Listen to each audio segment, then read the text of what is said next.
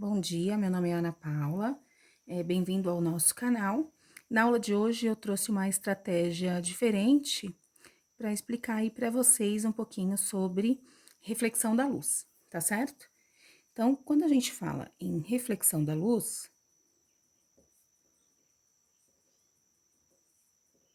primeira coisa que a gente tem que entender é que ela pode acontecer de duas formas, tá?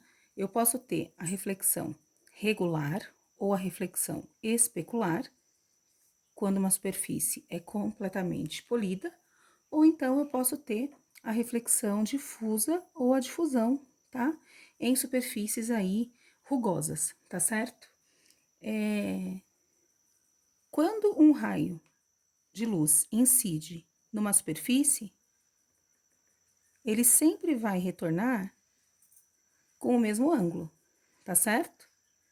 E na reflexão regular, a gente consegue enxergar a nossa própria imagem, por quê? Porque os raios, eles incidem paralelos e eles retornam também paralelos, então a gente consegue visualizar aí a nossa própria imagem. Já na reflexão difusa, quando a gente tem uma superfície rugosa, se eu tenho um feixe aqui de raios paralelos, dependendo do local aonde eles incidem, né, ele vai voltar com o mesmo ângulo de incidência, porém, olha só, eles não são mais paralelos, então a gente não consegue visualizar aí a nossa própria imagem, tá certo? Então, aqui eu tenho a reflexão regular e aqui eu tenho a reflexão difusa, tá? A gente tem duas leis aí da reflexão.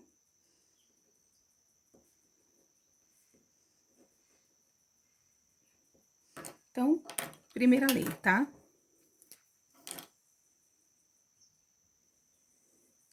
O raio incidente, a normal, que é essa linha imaginária, tá certo? Que ela é sempre perpendicular aí à superfície, e o raio refletido, eles são sempre coplanares, tá? Então, RI, N e RR são coplanares. Já a segunda lei, ela diz o seguinte: o ângulo de incidência vai ser sempre igual ao ângulo de reflexão. Então, o I tem que ser igual ao R, tá? Tem alguns exercícios que ele coloca dois espelhos. E esses dois espelhos, eles podem ser perpendiculares entre si, ou então formar um ângulo qualquer entre eles, tá? Então, eu tenho aqui o espelho 1, tenho aqui o espelho 2, faço incidir um raio, e aí ele pede o ângulo aí de reflexão, por exemplo, no segundo espelho, tá? Então, é um exercício que cai bastante. Por exemplo, ele incide aqui formando um ângulo de 60 graus. A gente sabe que quando ele bate aqui no espelho 1, ele sofre reflexão, então ele volta com o mesmo ângulo, tá certo? Então, aqui é 60. Se aqui é 60, aqui, como eles são complementares, vai ser 30, ok? Aqui, os espelhos são perpendiculares entre si, então eu sei que esse ângulo aqui também é 60, porque a soma dos ângulos internos de um triângulo é sempre igual a 180 graus, tá certo? Se aqui é 60 de novo, ó, eles são complementares, então aqui é 30, logo, o ângulo aí de reflexão no segundo espelho é igual a 30 graus, ok? Agora, né, quando a gente fala nos espelhos planos,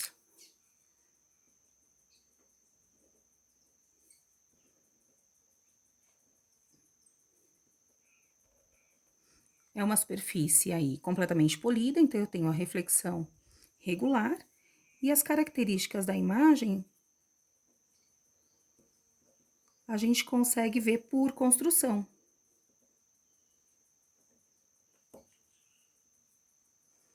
Então, eu tenho aí um objeto em frente a um espelho plano. Como essa superfície é plana, a gente vai pegar os pontos principais aqui para construir a imagem. E cada ponto objeto vai estar à mesma distância do seu ponto imagem. Então, se eu chamar aqui de A, B, C, D e E, eu vou passando cada um desses pontos para o outro lado do espelho. Então, aqui eu tenho A', aqui eu tenho B', C', E', e aqui eu tenho o D', tá? E ligando esses pontos,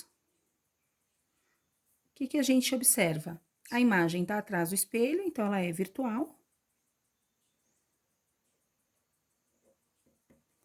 Tá? Ela tem o mesmo tamanho que o objeto.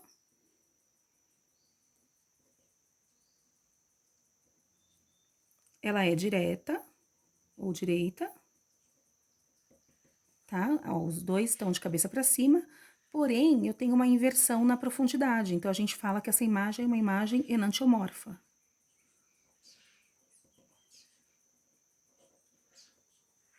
Tá certo? E essas características a gente consegue observar aí por construção, tá? Outro tipo de exercício que ele pode colocar é o seguinte: eu tenho aí um espelho plano, e aí eu tenho um objeto A, um observador O, e aí ele pede para a gente determinar o raio que sai de A e atinge o observador O por reflexão, tá? Lembrando que eles são coplanares e tem que ter mesmo ângulo. Então, como que a gente faz nesse caso? Eu pego um dos dois, tá? Ou o objeto ou o observador, e vou desenhar a imagem dele do outro lado. Então, aqui eu vou passar o nosso objeto aí, a linha, tá? E aí, a partir de a linha, eu vou traçar uma reta que atinge aí o nosso observador O, tá? Na frente do espelho, essa linha, ela é contínua, e atrás do espelho, essa linha é pontilhada, porque lembra que na reflexão, ó, o raio de luz, ele bate no espelho e volta. Então, aqui eu tenho o raio que saiu de A e atingiu o observador O por reflexão, ok?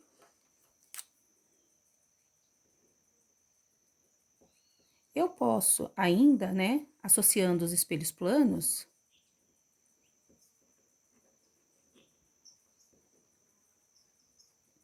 obter aí algumas imagens de um mesmo objeto, tá certo? E o que que a gente observa, né?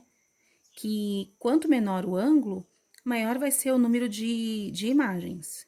Então, no caso aqui, se eu tiver, por exemplo, dois espelhos formando um ângulo de 90 graus entre si, e eu coloco um objeto A, e aí eu quero descobrir quantas imagens eu tenho. Então, se eu chamar aqui de E1, aqui de E2, olha, eu vou determinar a imagem de A no espelho 1, que eu vou chamar de A1.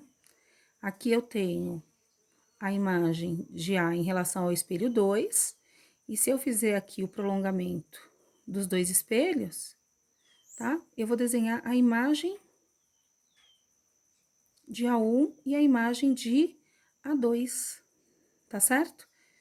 E aí, essa terceira imagem aqui é uma imagem normal, tá? Então, essa é enantiomorfa, e essa daqui é uma imagem normal. A gente geralmente usa isso daqui quando a gente quer enxergar aí o nosso penteado, né? Quando a gente vai aí no cabeleireiro, tá certo? Ou então eu preciso enxergar a parte de trás, tá? Pra ver aí o meu cabelo também em casa, e a gente usa essa associação aí de espelhos planos. Tem aquele túnel infinito também, que eles colocam os dois espelhos aí paralelamente entre si, tá? E dá a impressão aí daquele túnel infinito. E como que a gente faz para determinar, né, esse número de imagens? Então, o número de imagens, ele é 360 graus, dividido por alfa, que é o ângulo entre os espelhos, menos 1, por quê? Porque a gente sabe que essas duas que essa imagem aqui na diagonal, ela, na verdade, são duas imagens que se sobrepõem. Então, a gente tira uma, tá? Então, aqui vai ficar N, no nosso caso, né? 360 dividido por 90, menos 1. Então, 4 menos 1, eu tenho 3 imagens, tá? Lembrando que essa fórmula aqui, ela é válida para cada objeto, tá? Se eu tiver 2 objetos, eu vou duplicar aí o número de imagens, tá certo? A translação,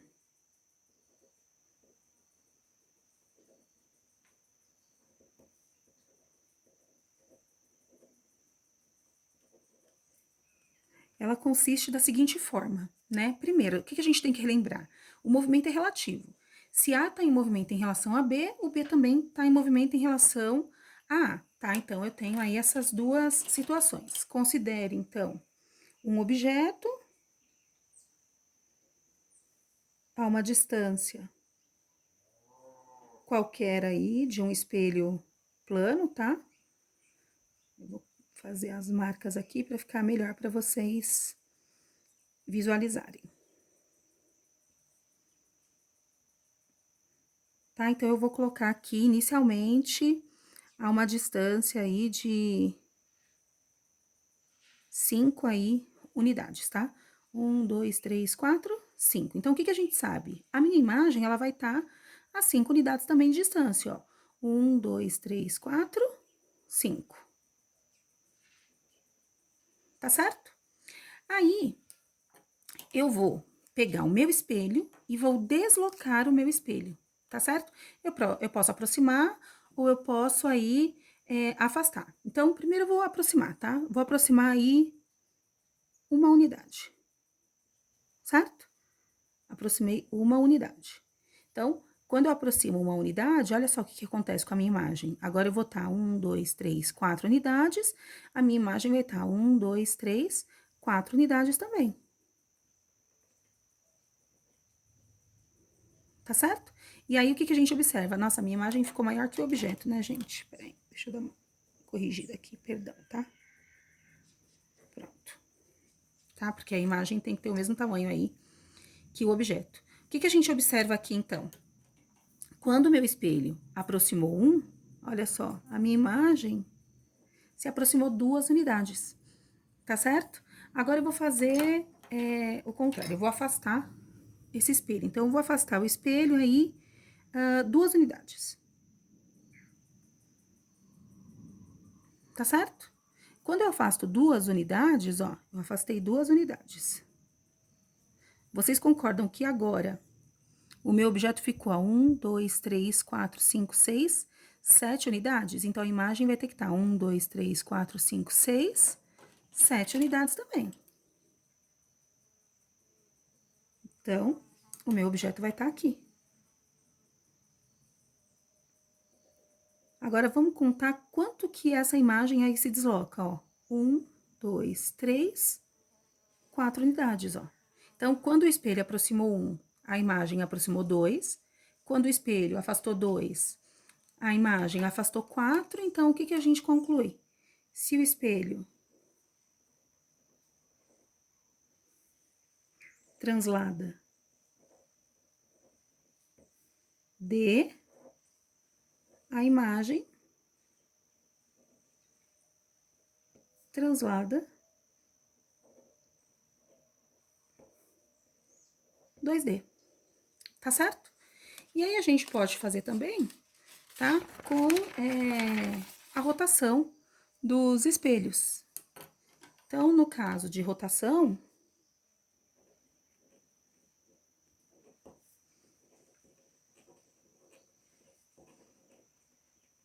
considera o seguinte, olha. Eu tenho um espelho inicialmente aí horizontal, ok? E um raio de luz, eu vou fazer um raio de luz e incidir aqui, ó, em cima da normal. Tudo bem? Então, como I vai ser igual a R, ó, se ele incide em cima da normal, ele volta em cima da normal também, igual bolinha aí de ping-pong, tá certo? Agora, eu vou girar esse espelho. Eu vou pegar esse espelho e vou trazer ele aqui pra baixo, ó. Peguei o espelho e girei, tá? Eu girei aí um ângulo alfa. Eu quero saber quanto que vai girar esse raio refletido. Então, aqui o raio incidente e o raio refletido estão no mesmo lugar, tá? Vocês concordam que se eu girei, esse raio ele não vai parar aqui? Porque, ó, o espelho saiu daqui, eu tirei o espelho daqui. Então, se eu tô jogando um raio de luz, esse raio de luz ele vai atingir o espelho